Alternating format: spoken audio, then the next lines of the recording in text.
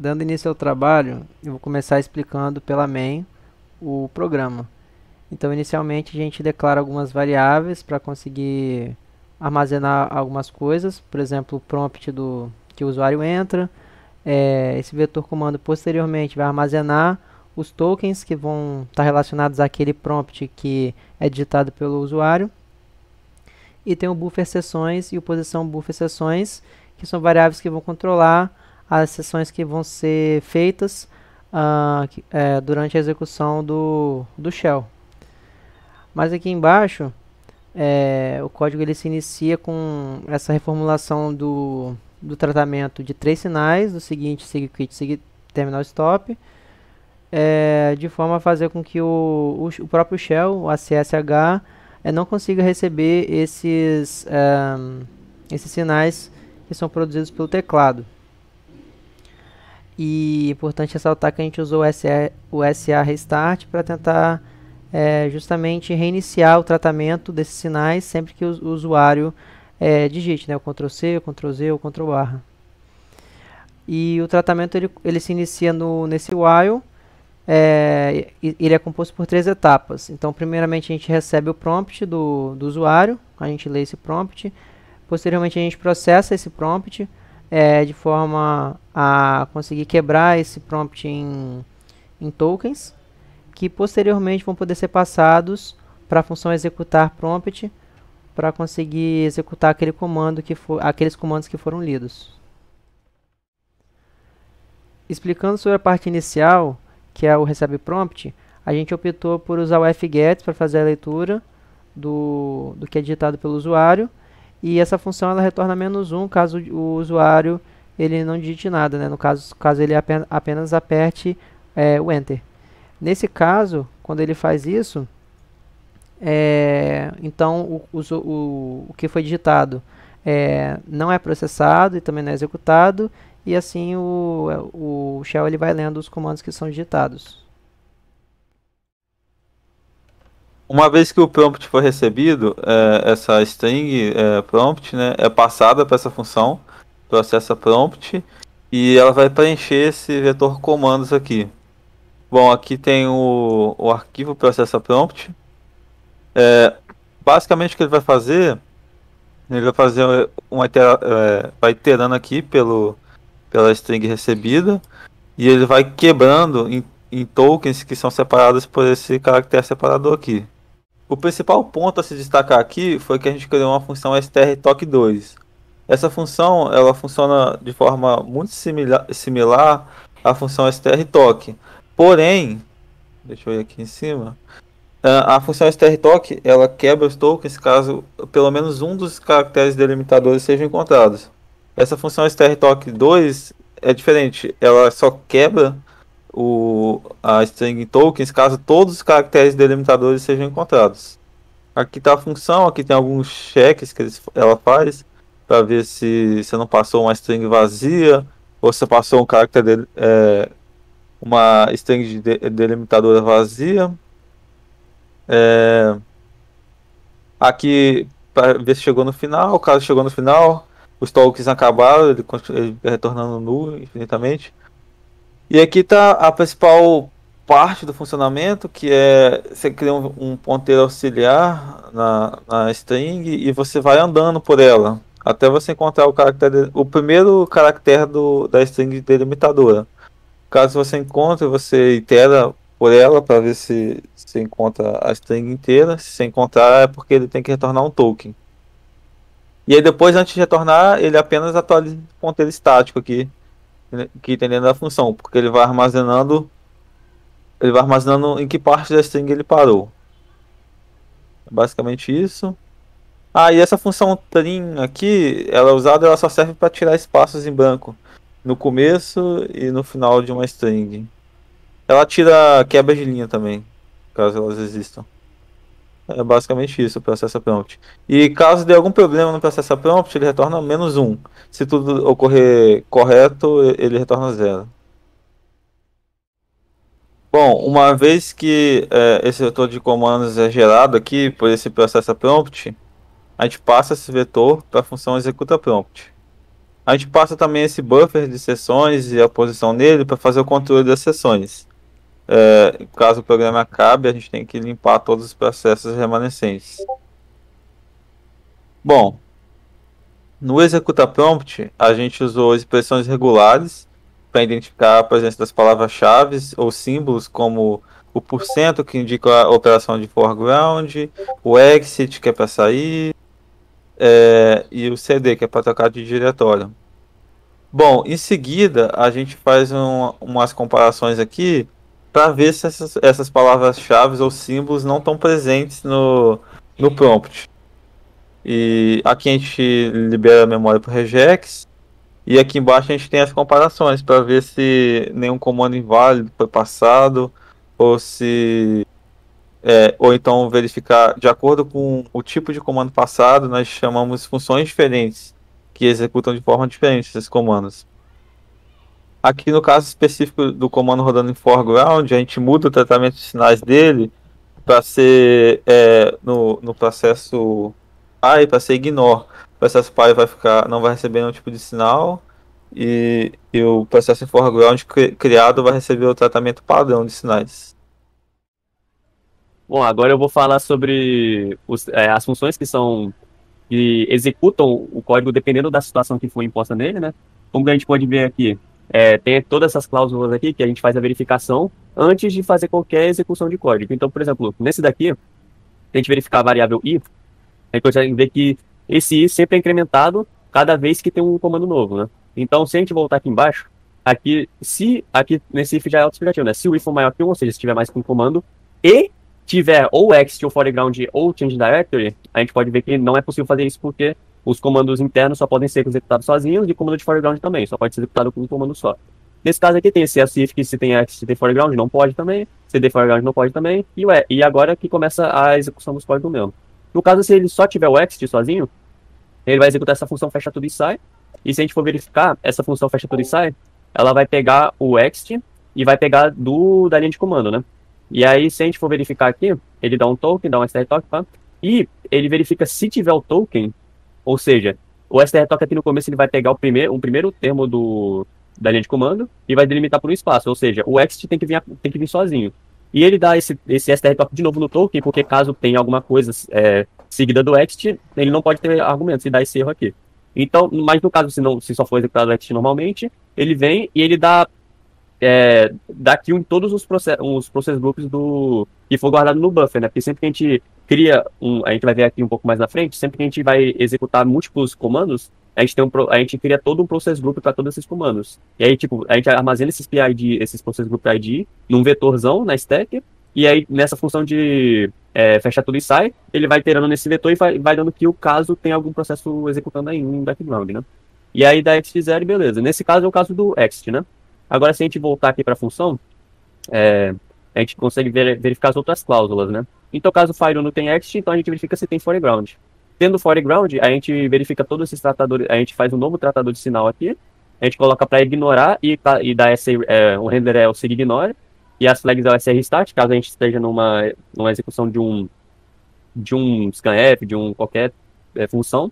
A gente volta ao começo da função, né, para executar desde o começo. E a gente dá esse fill set aqui e a gente vai e preenche a máscara aqui, né? De sinais ignorados. Então, a gente vai lá e chama o processing foreground. Essa função, ela vai criar um fork e vai criar o fork do ACSH, né? E aí, a partir desse fork que ela vai executar o comando que a gente pediu, né? Então, a gente coloca a máscara aqui de novo para o sig default, ou seja, já que ele está sendo executado em foreground, como foi dito na especificação do trabalho, para ele voltar a aceitar os sinais seguintes, sig quit, sig stop, enfim. Então, aqui vai a redefinição da máscara, e aqui a gente consegue ver que aqui é o vetor de argumentos, né? Que a gente vai passar na função execvt aqui embaixo. Então, a gente dá um strtoken aqui, e a gente vai pegando esses argumentos e vai colocando nesse vetor do argv, né? E aí, caso for maior que 4, for estritamente maior que 4, a gente dá ext1, porque é 4, porque seriam o nome do próprio comando, mais 3 comandos opcionais, mais 3 parâmetros, né? Então, se a gente passar disso daí, não era para ser possível a gente dar ext, e depois a gente dá um ext1 e a gente trata esse ext1 lá fora, né? E então, a gente dá mais um token aqui e coloca o último termo como sendo null, porque senão dá problema aqui quando a gente usa o execvp, porque ele não consegue saber onde termina. Então a gente dá o execvp. O argv0 é o comando executável, e o argv são todos o comando executável e os parâmetros dele, né? Como é pedido na especificação do execvp, né? E aí, caso esse execvp não dê algum erro, ele já vai cair nesse ext2 e fora dessa função vai ser tratado esse erro. Se não, ele só vai ignorar esse ext2 porque o execvp substitui todo o código abaixo dele, né? Pelo código passado aqui, né? Então, esse daqui é no caso do processo em foreground. Agora, se a gente voltar aqui, depois do else if tem foreground. E falhou essa cláusula, vamos para a próxima, que é o tem cd. Caso tenha cd, a gente executa a função troca diretório com o vetor de comando 0, que é o primeiro comando, porque o cd só pode ser executado sozinho. Então a gente entra aqui, né? A gente faz a mesma verificação do ext lá, caso tenha algum comando, algum outro pedaço de texto seguindo o cd, vai ser o path, né, no caso. Então, a gente consegue verificar aqui. Se não tiver nada, tem que passar pelo menos, tem que passar mais de um argumento, ou seja, aqui seria o executável, que é o cd, e aqui é o path, né? Então, se a gente dá um strpack mais uma vez, porque caso tenha alguma coisa, não é para ter. Então, a gente coloca esse printf aqui, e caso o token dê null, tá falando que a gente tem que passar pelo menos um argumento pro CD, né? Para saber para onde que a gente vai dar o change directory, né? E caso for direitinho CD mais um caminho, um path, a gente executa a função change directory do C aqui e coloca o token, né? Que é justamente o caminho. E aí, caso dê erro, a gente dá um p-error aqui, né? E por fim, executando a função, caso não seja nenhum desses casos acima, a gente cria uma nova seção. E no caso, nenhum desses casos acima, caso for mais de 2 ou mais comandos, né? Então, se a gente for para essa, a gente passa o vetor de comandos, né? O buffer de sessões, porque a gente vai precisar, cada sessão que a gente cria, a gente vai adicionar nesse buffer de sessões. E a posição do buffer de sessões também, porque a gente vai incrementar para saber quantos buffer tem quantos process groups tem no vetor de buffer, né? Então, aqui se a gente verificar cria nova sessão, ele é bem parecido com a função aqui de cima, o processo em foreground. Só que aqui o processo de foreground, quem executa o execvp é diretamente o filho do ACSH. Nesse caso da função cria nova sessão, ela vai criar um filho, e aí, a partir desse filho, ele que vai criar outros filhos, que aí sim esses vão executar os comandos. Então, se a gente verificar aqui, caso de erro, a gente trata o erro. Se o PID for 0, então a gente troca a sessão dele, a gente coloca o set session ID. O session ID dele vai ser igual ao ID dele, né? Porque a gente não passou nenhum parâmetro aqui, o set session ID aqui faz isso, aqui a gente troca o erro. E aqui tem a quantidade de processos igual a 0. E aí, a gente vai fazendo a verificação no vetor de comandos, e enquanto for achando comandos nesse vetor, vai adicionando a quantidade de processos, que seria o lógico a fazer. Aí, caso achasse um null, a gente para de cair desse while e a gente tem a quantidade exata de processos. Aí, no caso... não, naquele caso lá que eu falei que é maior que 2 não é válido. Aqui, no caso, ele também abriga se o processo só for executado em background, né? Sem o comando de foreground. Então, se a quantidade de processos for 1, ele faz essa máscara aqui, porque já que ele é criado sozinho, ele não tem aquele comportamento de caso seja mandado sig user 1 para ele, que ele mate todos os outros processos. Então, a máscara dele vai ser normal. No caso, vai ser o sig ignore, né? Ele vai ignorar essa sig user 1 porque ele não vai ter nenhuma utilidade para ele, né? Agora, caso a quantidade de processos for maior que 1, a gente vai colocar esse tratador no sig user 1, que é o mata todos os processos do grupo. E esse tratador aqui, a gente pode ver aqui em cima, a gente coloca o SA restart também como flag. E se a gente for verificar aqui, o mata todos os processos do grupo, ele dá um kill do process group, ou seja, coloca 0 aqui, ou seja, é o process group do processo que está tratando esse sinal. E aí ele dá um sig kill, né, para finalizar. Aí depois disso, basicamente isso, ele só está colocando o tratador do sig user 1. Caso não, dá ext, porque não era para ser possível isso acontecer. E, então, tirando isso, tudo aqui executou normal. A gente verifica aqui, e aqui que é feita a criação dos forks, e aí sim, esses filhos que vão executar os comandos, né? Então, se a gente verificar aqui, a gente começa com igual a 0, porque a gente tem um vetor de comando aqui, e aí a gente pega o PID do comando individual sendo igual a 0. Nesse caso aqui, a gente vai iterando no mesmo vetor de comandos, só que aí, tipo, para cada item do vetor de comandos, a gente dá um fork. E aí, quando a gente dá o fork, a gente faz o quê? A gente pega esse PID, se ele for igual a 0, ou seja, ele acabou de ser criado. Então, ele vai executar essa função e executa comando, que faz exatamente o que a gente viu anteriormente, né? Ele vem aqui, pega todos os argumentos do executável, e aí coloca no vetor, e aí joga no execvp aqui, né? E aqui a gente colocou para um dup2 aqui para evitar de imprimir texto na tela, né? Enquanto o processo está no background. E aí a gente executou o execvp igual a gente executou anteriormente, com o processo no foreground. Com o processo foreground aqui. Tanto é que dá pra gente ver aqui, ó, esse processo foreground, ele vai lá e faz a mesma coisa aqui. E, cadê? Voltando aqui ao criar nova seção, continuando aqui, ele vai incrementando aqui, porque ele vai iterando todo o vetor, e aí ele vai esperando para todos os filhos aqui, né? Aí ele dá um wait status aqui, porque ele vai esperando todo filho, e caso o filho dele foi morto por um sinal, ele pega o sinal e verifica se esse sinal é igual ao seed user 1. Se esse sinal for igual ao seed user 1, então ele dá raise nesse seed user 1 e mata todos os processos.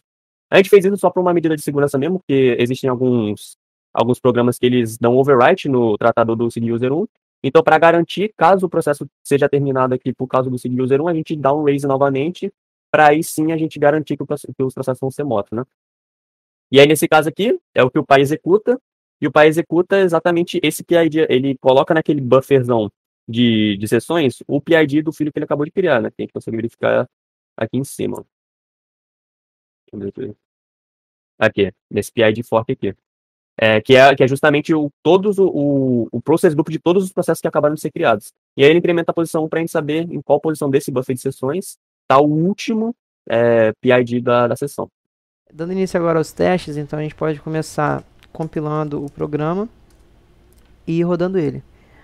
O primeiro programa que a gente pode testar, o primeiro comando, é um comando externo em foreground. E o comando que a gente vai testar nesse contexto vai ser um neofetch, que a gente vai executar aqui. Então, como é possível perceber, o prompt, na verdade, toda a informação do neofetch é disposta e logo depois é disposto o prompt do ACSH, que é justamente a proposta em rodar um comando em foreground. O próximo teste que a gente vai realizar, então, vai ser com um comando externo, só que um comando externo realizado em background. E o comando que a gente vai rodar para mostrar isso é o comando echo. O comando echo, quando você digita normalmente no terminal, ele logo em seguida devolve a mensagem que foi digitada. Então, se ele for executado em background, isso não deveria acontecer. Então, eu vou digitar aqui. E o comando, ele já foi processado, né? Ele não existe mais. A gente pode conferir isso aqui usando o PSLX. Foreground, né? A gente tem que colocar ele em foreground. E o programa ele não existe mais, como é possível perceber aqui. Então agora a gente pode passar então para testar os demais comandos. Vamos testar então agora os comandos internos que a linguagem tem, e são dois: o comando cd de change directory e tem também o comando exit. Então vamos testar inicialmente o comando cd. Para isso, a gente tem que mostrar em qual diretório a gente está. Então a gente está nesse diretório aqui que é mostrado na tela, e se a gente executar o comando cd para nos movermos uma hierarquia acima na árvore de diretórios, a gente pode perceber que o comando cd ele funciona, e a gente pode executar um comando do tipo ls aqui para mostrar que de fato a gente está em um diretório com arquivos diferentes. Então, se a gente retornar agora para aquele diretório que antes eu estava, aqui eu tenho que tomar muito cuidado, trabalho 1, e agora eu executar o ls de novo, a gente percebe que os arquivos mudaram e de fato, né? É o que é esperado com esse comando. A gente pode testar também mais um comando, né, o último da lista de comandos internos definidos na linguagem, que é o exit. O exit basicamente vai terminar o ACSH. Então, se a gente terminar aqui, se a gente digitar exit, como é possível perceber, o ACSH é terminado com sucesso. Além disso também, a gente precisa ainda testar a imunidade que o ACSH apresenta aos sinais que são produzidos pelo teclado, que no caso é o SIGINT e o SIGTerminalStop. Na verdade, o SIGINT e o SIGQuit. Na verdade, são esses últimos dois que eu falei. Então, ao Ctrl+C, ele envia essa mensagem informando que ele está vacinado ao sinal produzido pelo Ctrl+C e ao Ctrl+ da mesma forma também. Uma coisa interessante é que a gente, como usou o SA Restart, a gente pode colocar quantos Ctrl+C forem, quantas a gente quiser, né, que ele vai sempre reiniciar a chamada do tratador e vai conseguir se prevenir a todos os sinais que foram colocados em fila enquanto um outro sinal estava sendo tratado, né? Então dessa forma a gente consegue bloquear os sinais que são produzidos pelo teclado. Bom, agora a gente vai fazer alguns testes de como o programa se comporta para quando você coloca vários processos em background para rodar. Vamos dar aqui uns sleeps, vamos botar sleep 5000, sleep 6000. Ok, a gente vai criar uma sessão. Agora vamos criar outra sessão. Eu vou usar sleep para tudo aqui porque ele é um sinal conveniente. Ele fica numa quantidade de tempo boa para a gente conseguir ver o que está acontecendo. Para diferenciar, eu vou colocar esse aqui como um sleep 9000 e um sleep 10000.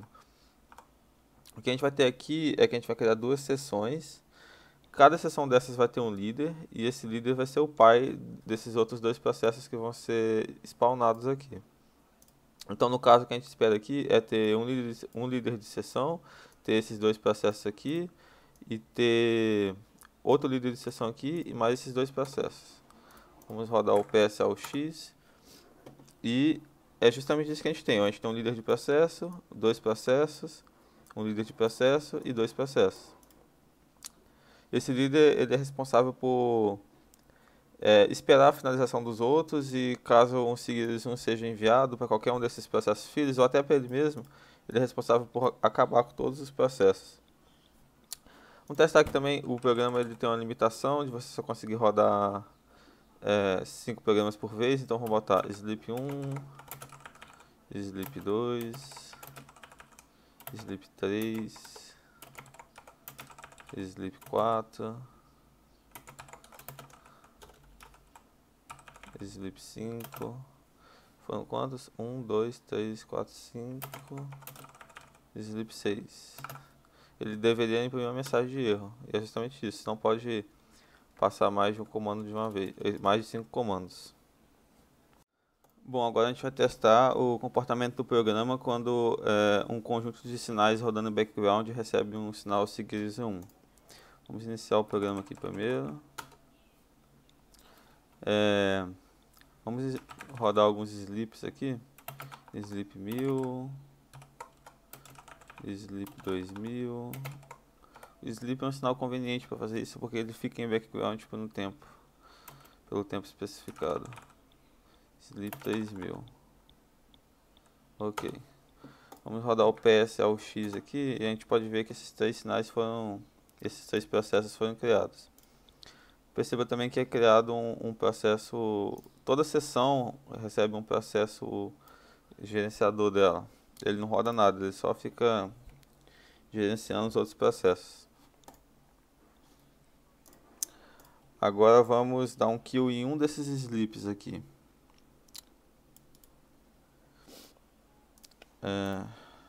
Um kill sig user 1 nesse daqui. Vamos rodar o PSLX e a gente pode ver que todos os sleeps morreram. Esse processo que gerencia a sessão, infelizmente ele fica como defunct, porque o processo principal não dá wait nele, porque o processo principal ele tem que voltar a receber input do usuário. Agora a gente vai testar um caso especial do programa. Quando a gente roda apenas um processo em background, por exemplo, sleep 5000.